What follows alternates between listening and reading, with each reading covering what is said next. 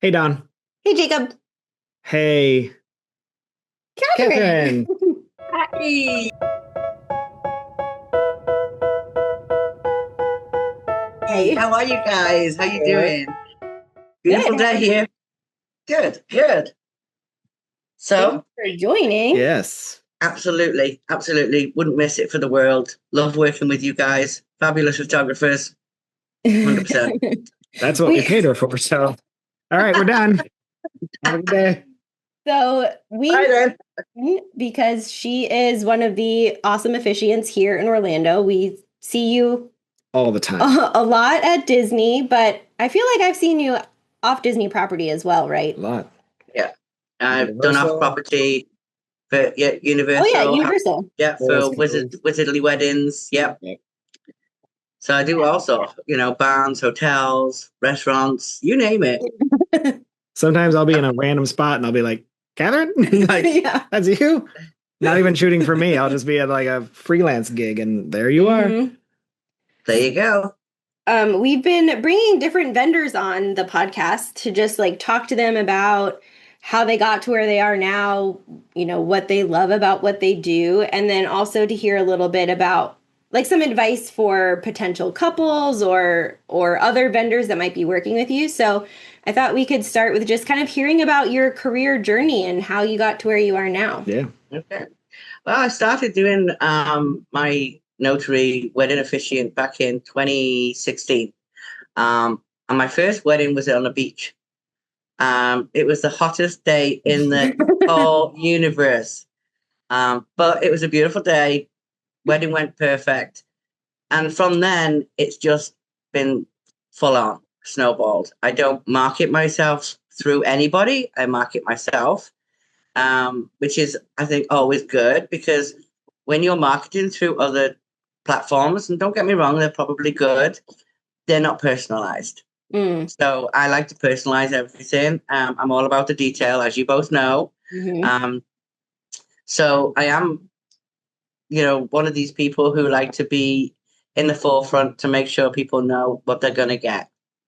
And in regards to me, they're going to get me. So, what did you do before you were an officiant?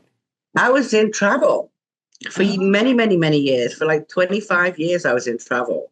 as an agent? Um, yeah, as an agent, both here in Florida, over in Europe, and also in the UK. So I've pretty much traveled the world doing travel agent. And then I came into Florida, and if you can hear me out, it's one of my cats. Um, I actually came into doing a wedding officiance for one of my friends, which obviously you know her very well. It's Valerie Tucker. Yeah. hmm So she's now retired um, this year, actually. So she basically, showed me the ropes, and I just flourished from there. I just flew the nest, and as you can see, I've got I I was, see that. many, Yeah. many, many, many, many, many, all the way up there. wow. That's Yeah. impressive. It's more plaques than I have. I have zero.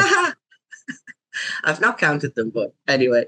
Um, and I pride myself a lot because, like I say, I'm about the detail, but I've been doing this now for many, many years, and I'm still 5 star. So hmm the couples, if they come on to this podcast and they want to go onto my website or go onto Google, they can read all the reviews from couples prior, and they all pretty much say, it's all about how the ceremony went, how magical the day went. Because I tend to do a lot more fairy tale, Yeah. um, once in a while type of hmm ceremonies, unless I'm over at Universal, and then obviously, that's more wizardry and Yeah. I yes, love after when all you're this all dressed time, up Yeah. in yeah, your like after all this McGonagall time doing style this, outfit. yeah. And I do also do a lot of different cosplay. So I mean, if people were interested in other outfits, yeah, I'm happy to do that. I do Jedi. Wow. I do the fairy godmother. At Christmas, I'm going to do Merry Christmas. Yeah. Not for Oh. wedding so much, but I'm going to be around doing Merry Christmas. Um, so I'm diverse. I'm pretty much laid back, horizontal type thing. So people want to come on board and chat to me, by all means. I'm open to anything. Well, you know. I think that's kind of the fun of being in Orlando, Central Florida, where you get to do kind of things that you would never get to do anywhere else. Right. Yeah. I was going to say you landed in the perfect place to be able to do this, right? Because if you're in like the middle of Kansas, how many people are going to be asking you to cosplay as a Jedi for their wedding? Right. But here in Orlando, I mean, getting married in Galaxy's Edge or something. Mm-hmm. Well, go ahead. You can't do that. I know. We'll get there eventually. Okay. We'll get there. Yeah. One day. From our end as photographers, we always look forward to seeing you. Mm-hmm. And that's not just saying that because you're here. There's always vendors that when we see them, we know they're there. We're like, oh, we're in good hands. The couple's in good hands. Mm-hmm. This is going to be a very easy day. Because I don't think people realize how important officiant is. And sometimes just to run the ceremony, when we have new officiants or people that it's like, oh, I'm using my brother, it's always awkward and uncomfortable.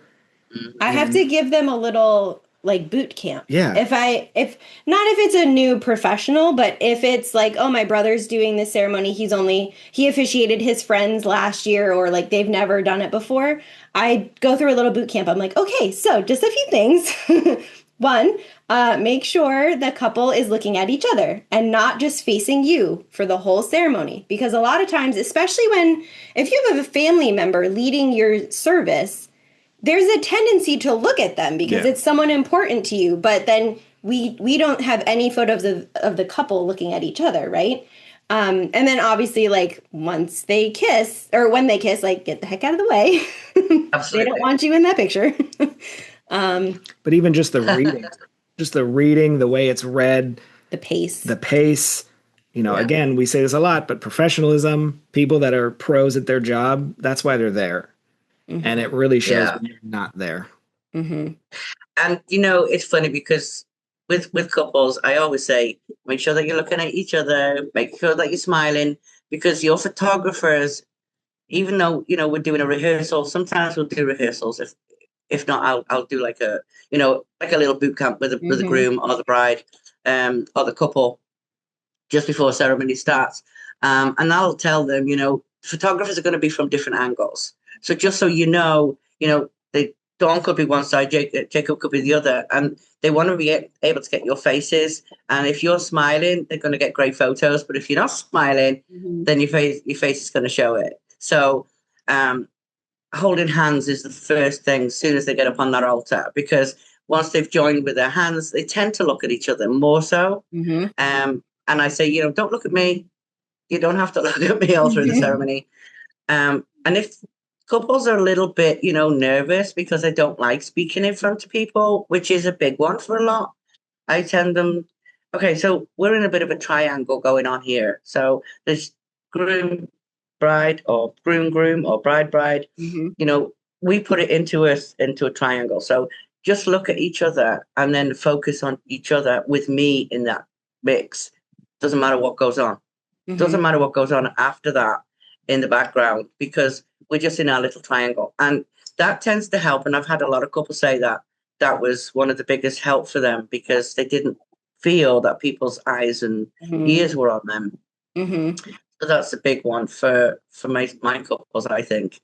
And as you know, I tend to put a lot of like fairy tale, I do pixie dust, I put the pinky promise, which is a huge one. Now, the pinky promise just for couples is great, but to bring family, the children into it is even better. It says my TM, so if anybody is using it, then they've robbed it from me. But hey. But I always think that even after ceremony, when they do the kiss, the worst thing would be to stand there and just go in the middle of it. Never stand in the middle of them, because get it a lot. Yeah. I mean, as I'm saying, you may now kiss. You're beautiful. I'm actually starting to already walk away.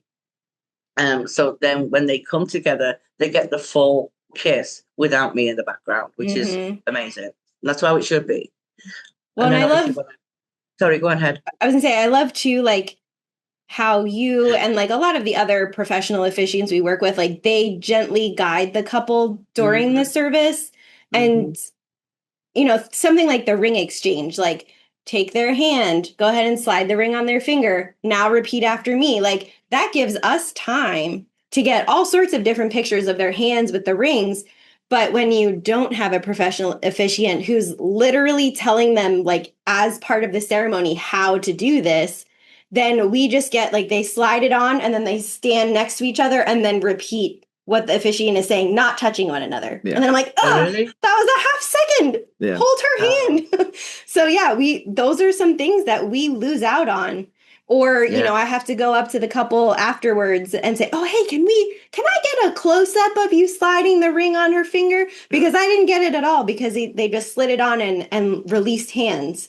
So you have to do like a little redo of the actual moment. Yeah. Yeah. See that. Yeah. And that's usually what happens when it's a family member or someone that's never done it, that doesn't think of all these little things that really help us out. And it also helps the couple out. And your confidence up there, you specifically, is what keeps them going. You're also confident when something goes wrong, not showing you're just like, not a big deal. You know what I mean? It guides them into where they need to be, as opposed to sometimes we're just sitting up there awkwardly because they forgot the rings and there's no speaking, there's no nothing, there's no... Or audio gets messed up halfway through the ceremony and there isn't the officiant to like crack a silly joke and like break the tension of like there's a mistake. I feel like those are the things you have when you have a professional officiant. I really think, when you're getting married and you're having photographers, them photos are going to be history.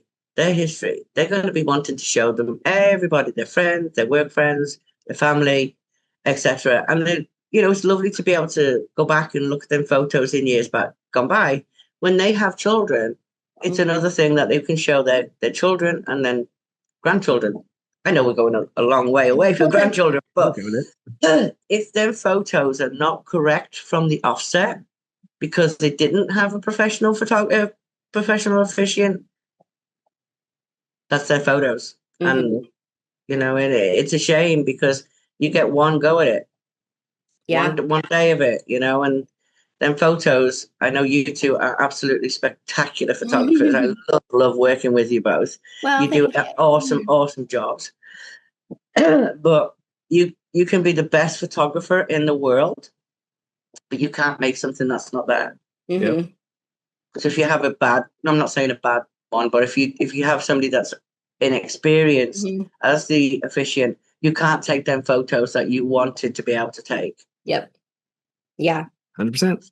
I always appreciate too that you give us a heads up about special things happening during the ceremony. Pretty much every time I see you, it's like, hey, how are you doing? How are you doing? Hug, hug. Okay, so we're doing the pixie dust and the pinky promise, and they have a sand ceremony. And it's just like, okay, great. And now I know because they forgot to tell me or they added it during rehearsal. Correct. Or, I appreciate that so much about you. And again, like some of the other, it's basically anyone that also officiates at Disney regularly. You guys are just pros. Yeah. Like, even when we do freelance weddings on the outside and we have others who are professional, it's like no one told them that was a valuable thing. Like I won't even be able to figure out who the officiant is until they walk up the aisle. Like there's no attempt to make contact beforehand.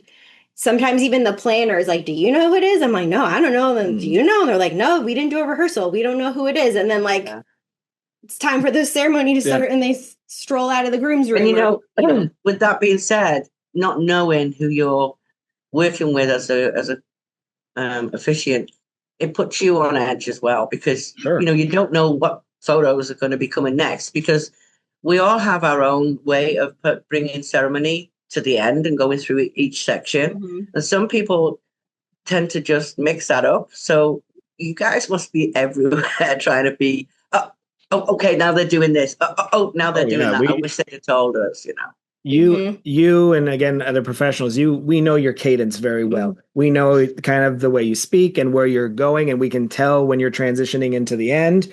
Some of them, we have no idea. Like he'll just be talking and then all of a sudden he'll be like, all right, power vested in me, kiss you're like, whoa, like we weren't even like, Yeah. there was no indication that you were wrapping up at all. Or it's just very quick. We talked about this when we had our interview with Rose. Yeah. You know, I had a wedding where they literally walked down the aisle. The officiant was like, "Oh, we're happy to be here for the day. Do you have the rings?" And I was like, "What?" And What? he just got down the aisle, and they were already doing the ring exchange, and then he just repeated vows, and then that was it. It was done. And you know, it was a friend. And they wanted a short ceremony. I mean, it was at Lou Gardens in the summer, out in the Rose Garden. So like it needed to be short, but it didn't need to be that short. Yeah. Or at least tell us. Yeah, or at least tell us it was going to be that short. You know, I also think another thing, and I'm sure friends, family, you know, one of the first ones they like to think, oh yeah, well, we're going to get Uncle Stan, or you know, blah blah blah. But it also puts a very big responsibility on that one person, because they are now part of the ceremony, so they're not actually part of the wedding. So they're not sitting there, you know, enjoying the wedding. They're panicking. I'm not saying everybody, but a lot of people are like freaking out, thinking in 4 or 5 minutes, I'm going to be walking down that aisle and I'm going to have to do and da da da da, which puts a real big responsible emphasis on that person. Because everyone's watching them and their family, and they know Uncle Sid or Uncle whatever, you know. So it's that as well. I feel that a wedding officiant takes away all that stress and responsibility from family members to enjoy their wedding of the family and whoever the couple is. I really do. I think that is a huge one. I'm not saying don't do it, but it really does put a lot on, because I've seen people who've been like, you know, you've been with people that have got family members and they're sweating and it's not even hot when they're doing it. It's just, you know, and I'm thinking, oh my goodness, I bless, you know. So when the couple's thinking about getting a, you know, a wedding officiant, they should take that into consideration, because it's okay asking Uncle Sid to do it, but take into consideration how much responsibility Uncle Sid's going to have to take on. Yeah. Yeah. One of our friends, our friend Courtney, her husband was asked recently to officiate their friend's wedding. And he's a very, like, to me, pretty go with the flow in terms of his presence. He's a musician. He's on stage in front of people all the time. And I was even surprised at like how much thought he was putting into it, because he didn't want to strike the wrong tone. Like, should he be funny? Should he open with jokes? Should he be more sincere? Like, he was considering all of this because I mean, his wife being a photographer, he understands how important it is. And I do think it was a lot of pressure for him. Yeah, but very much so. I did a wedding here in Claremont, probably about a year, maybe 2 years ago now. And one of the guests, he came to me after the wedding and asked me, would I mind giving him that script so he could read it, because he was having to do an officiating in Georgia, which obviously I don't do weddings in Georgia. I do Varinals, but and as much as I thought to myself, oh, I don't know, I gave it him because I knew it would take a lot of the responsibility off him. Whether he used it, I'm sure he did. But I said, you know, maybe just tweak it a little bit, make it a bit more yours. But yeah, it's a lot. He was like freaking out. He's like, I'm doing da-da-da, and I'm like, oh, I don't know what to do, and da-da-da-da. You know, he's really freaking out. So yeah. So emphasis is make sure that your officiant is either a pro, knows exactly what they're doing. If you do go for a Disney wedding, Disney's are a different ballgame altogether. Oh yeah. Totally different game altogether.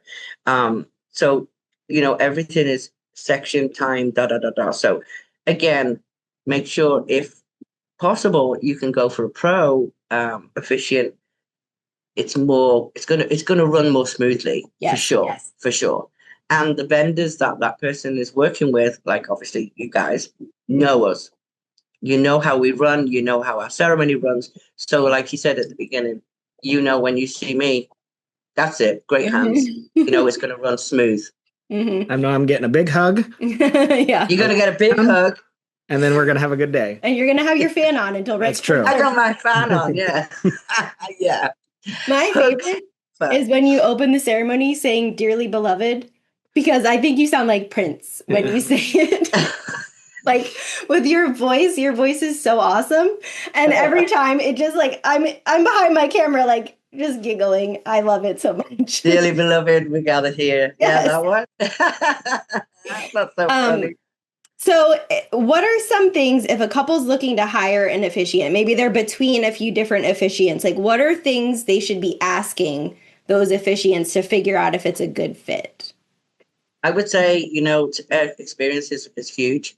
You know, if you've done one or two, that's fine. But you want to get somebody that knows exactly what they're doing, how to run a full ceremony, even if there hasn't been a rehearsal, because sometimes I've got couples coming to me, they've not done rehearsals. So I'm orchestrating that through ceremony with making it as smooth as possible without people thinking, oh gosh, because sometimes it can get, you know, ugly and nasty if you don't do it right. Yeah.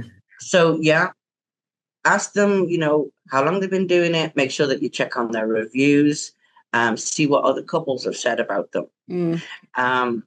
You know, see if they're the type of people that will bring a ceremony together for them rather than just coming in on a, you know, run of the mill, blah, blah, blah, blah, blah, blah, blah type of ceremony. Because at the end of the day, that wedding and that ceremony is what people are coming to see.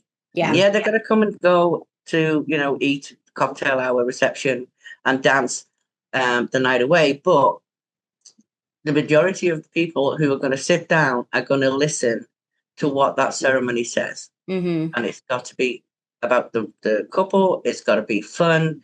It's got to be how the couple want that vision of their ceremony to be portrayed in front of people. And that's exactly what I do. So like how the officiant plans to personalize the ceremony, because I mean, we do see plenty where I could read the script word for word, right? Because it's just the same standard thing, which I mean, some couples are fine. They want to do their vow part privately. They don't want that in front of people. And so like the standard script is fine. But those are really good tips to think about for what people want out of their own ceremonies. And like, you know, with me, I do put a little bit sprinkle of Disney in there, which, you know, the once in a while, right in the middle of an ordinary life. That one is always a huge, for couples, they love that part because it's bringing Disney in. If you're going to get married in Disney, you want a fairy tale wedding. Well, and let's be honest, too. There are a lot of people who can't afford to get married in Disney, but it's still a big influence on their wedding day. Yeah, still Disney themed. And I also do Disney themed outside. Yeah. Disney. So, you know, if people think they want a Disney wedding, they can't afford a Disney wedding, but they want the Disney ceremony, so they want the sprinkles with the pixie dust and so forth. You tell me, I'll be there, and it will sound just as it would if I was in Disney. How many events have we been where, like, say it's at Paradise Cove, and it's you, it's us, it's like Steve, it's at the end of the day, I'm like, you got a Disney wedding, it's just not in front of the castle. Yeah, that's the only difference. I mean, it's just a different location, but everything else would be exactly the same. Yeah. You know, there's the ceremony wording. You guys, you're perfectly fantastic photographers. You know, yeah. Go ahead. I say, but being in the back of the room a lot, when you do those little touches, the pinky promise, the, you know, once in a wonderful, you know, once in a magical life. Once in a while, yeah. You hear those like, oh, like in the back, you know what I mean? You don't hear that necessarily sometimes up front, but deep in the back of the ceremony, right? We hear all that stuff and people love it. Because it's not like the traditional weddings they've been to also before.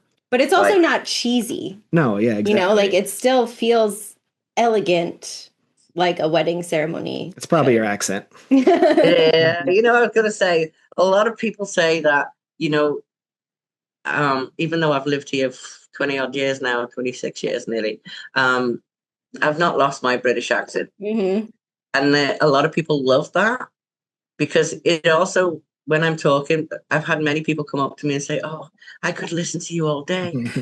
It's like listening to a story. Um, so that's another one, to take into consideration. The voice Yeah. of your officiant Yep. will also set the tone of how the ceremony will come out. Yeah. Yeah. So no one wants to listen to this Minnie Mouse voice. I don't want to listen to that voice.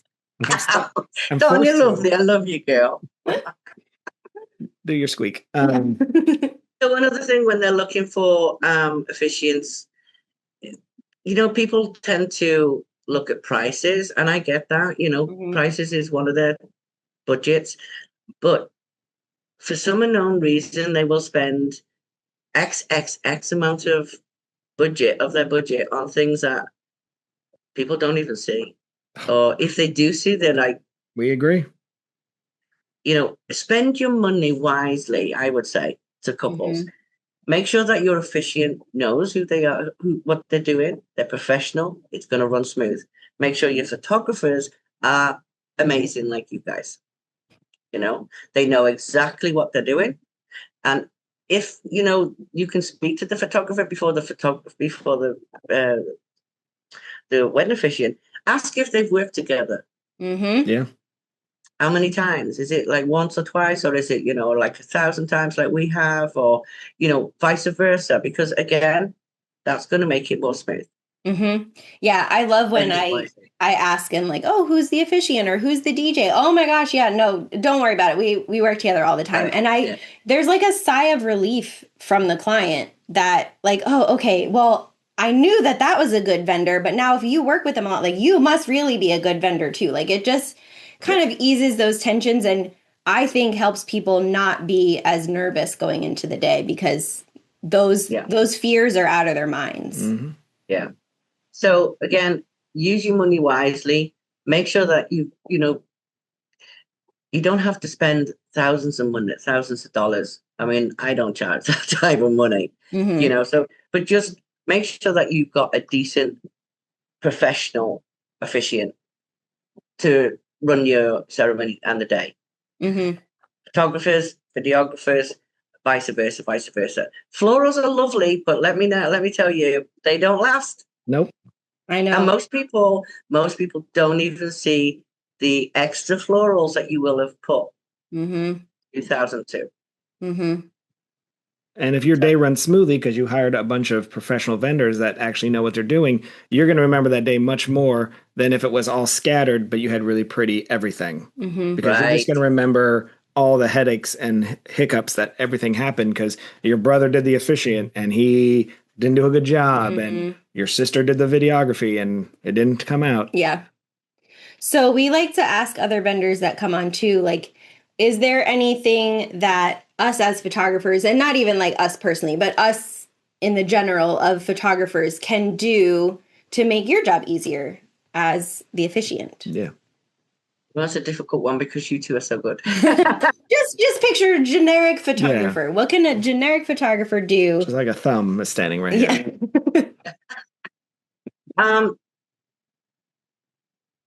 I would say I've been to weddings where the photographer hasn't come to me. And I didn't even know they were the photographer until I asked a couple, well, where's your photographer? Because obviously, I always come and see the photographer to let them know what's going on with ceremony.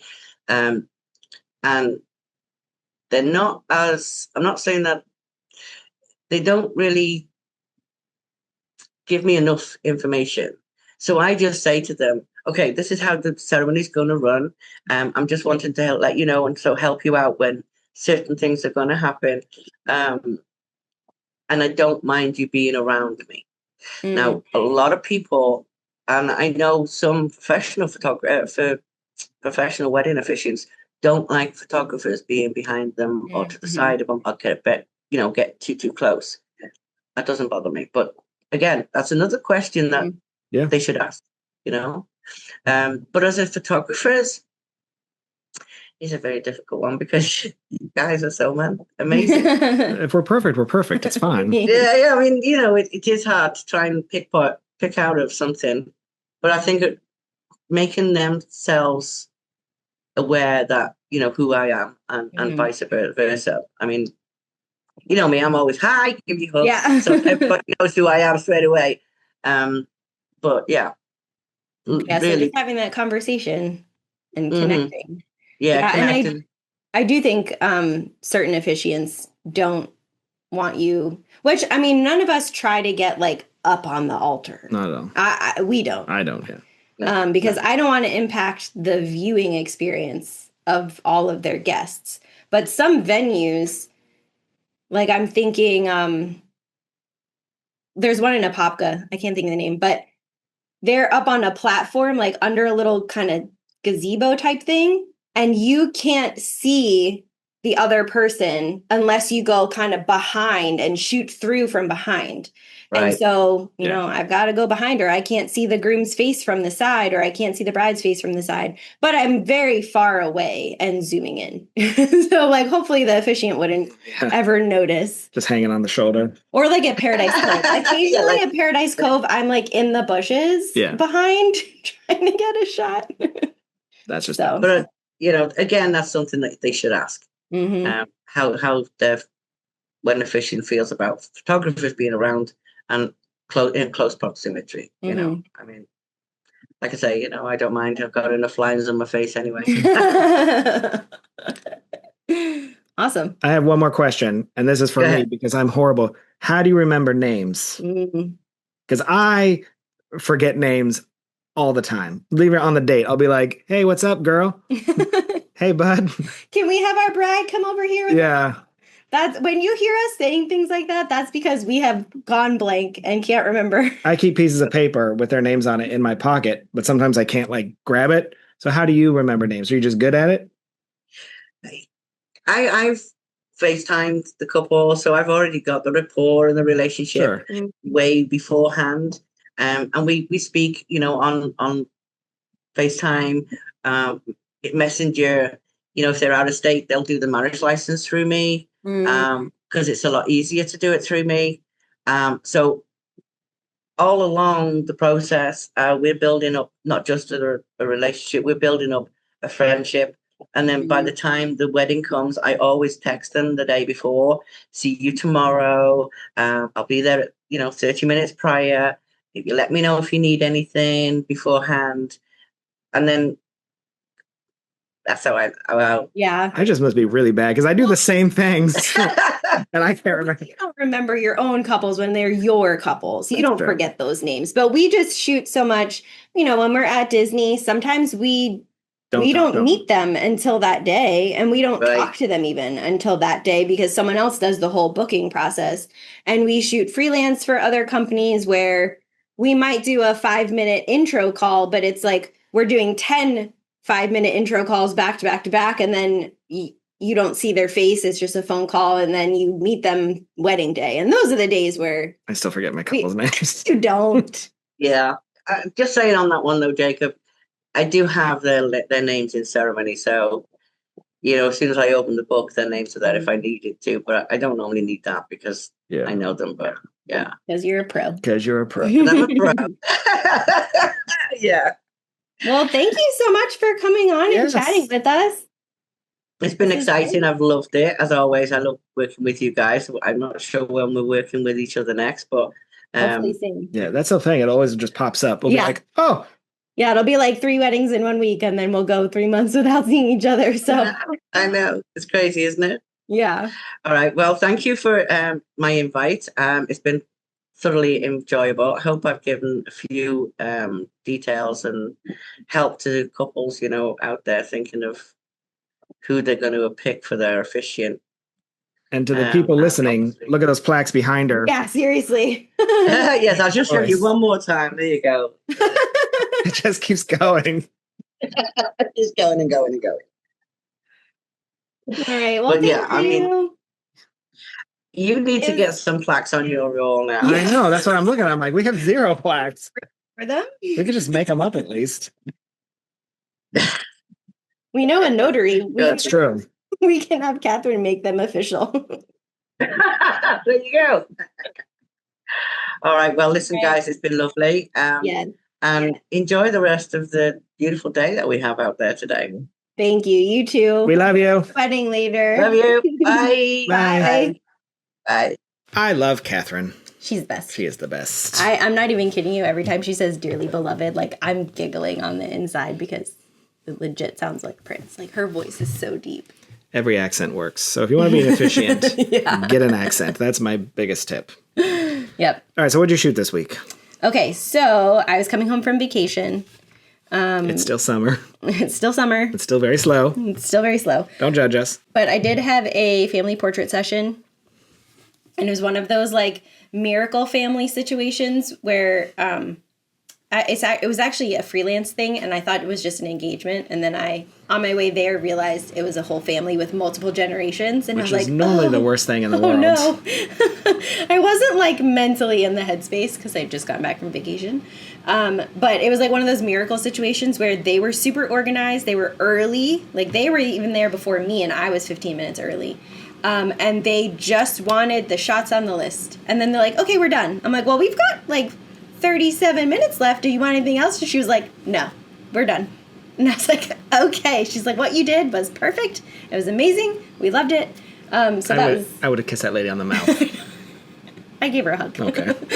And then I think I mentioned this, but I got hired by a company to do to do product photos. They rebranded their labels. Yeah. And so that was over a course of a couple of days, but I showed me. Did a lot of the work on the product photos. Right at this table. On this table. Deconstructed the whole set. The table where we share our deepest, darkest secrets, our marital table, and you cheated on me with products. With vitamins and supplements. But yeah, so that was fun, just to like exercise my brain to do something different. Absolutely. Fun fact, Voto. That's how I removed the background. Shout out Voto. So because they wanted it like just the bottles on a transparent background. So I edited in Lightroom, popped it into Voto. One click. Removed background, synced everything.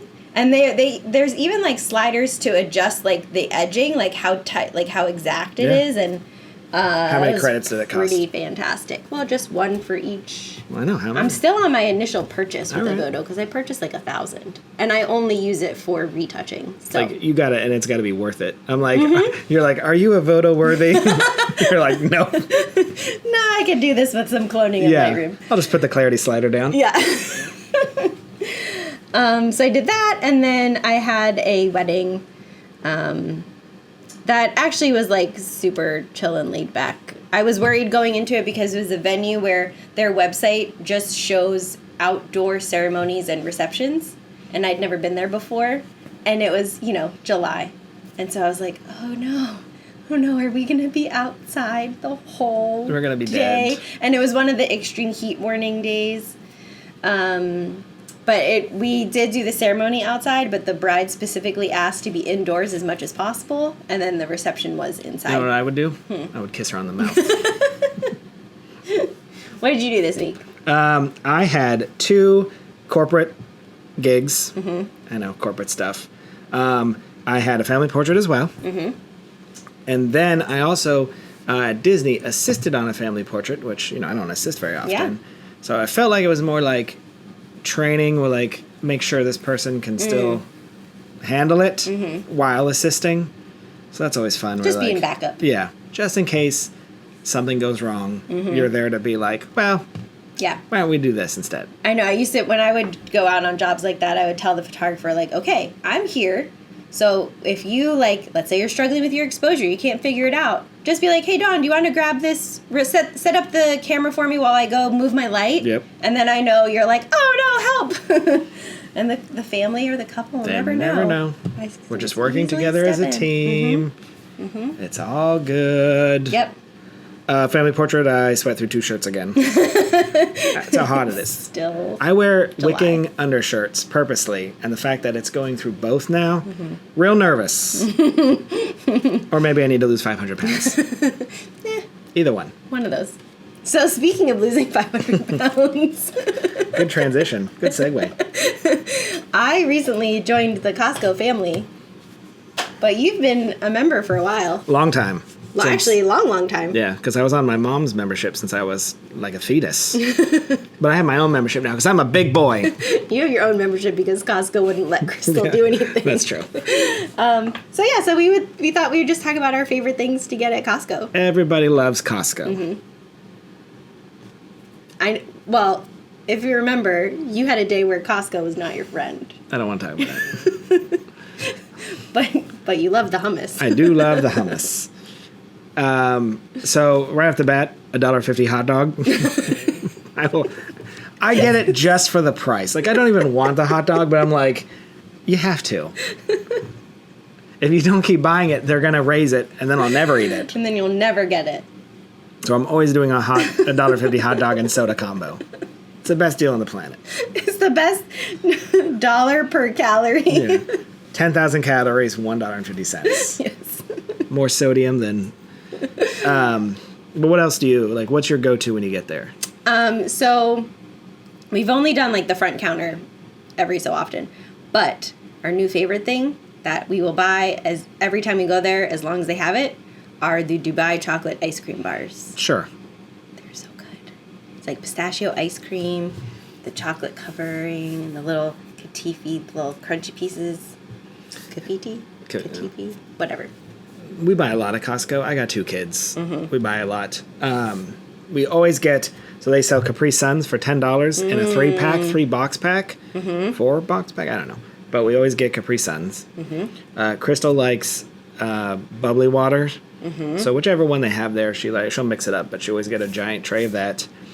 We always get Costco pizzas there, the frozen ones, because they are delicious. The ones you put in the oven. I literally have to think about. I'm mentally looking. You're walking the aisles. We go through a lot of cream cheese. My son likes cream cheese, so we started getting the giant Philadelphia tub of cream cheese. He goes through it. It takes him a couple months, but it works. A lot of chicken. We get all of our chicken there, yes, and other meats as well. Because I meal prep for Crystal a lot, so she doesn't have to buy, especially now that she's near a mall. So it's like, hey, let's just take out the urge. No temptation to eat out. Yeah.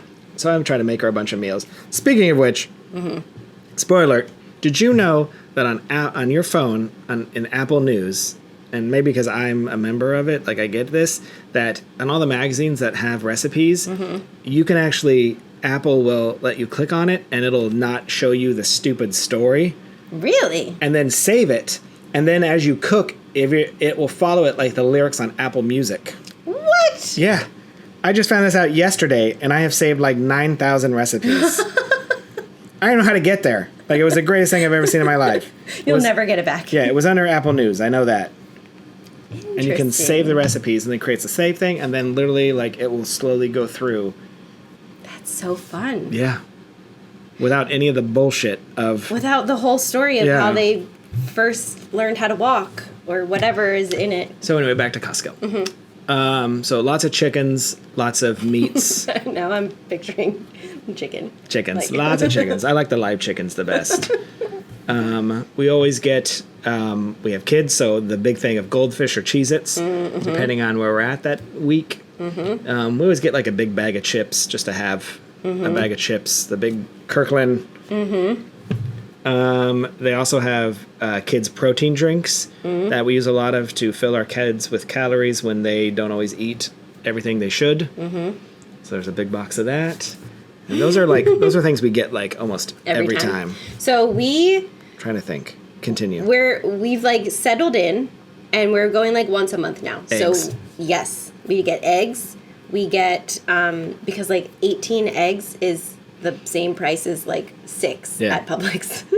And they're the same organic ones. So we get eggs. I also get the big box of almond milk, which is just nicer because then I don't have to worry about running through it a half gallon by myself before it goes bad. We do oat milk, but same thing. Yeah. We get the big oat milk. We don't get it every time though, because she's the only one that drinks it. But still. Yeah, we don't need it every visit, but now that we're going once a month. That seems about right.